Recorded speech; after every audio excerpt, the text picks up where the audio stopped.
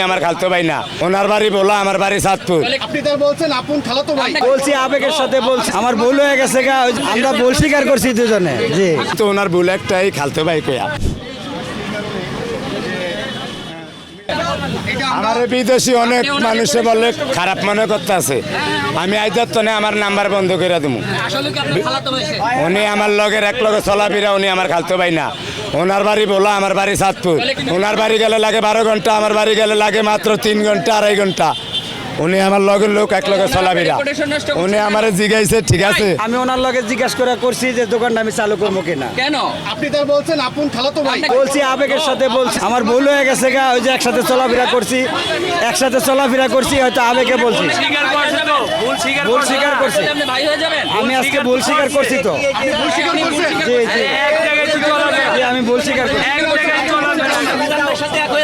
আমরা ভুল স্বীকার করছি দুজনে। জি, আপনি ওনার আমরা আপন ভাই। কেউ না। আমরা একসাথে চলাফেরা দিই। ভাই থ্যাংক ইউ। খালতো ভাই কয়া।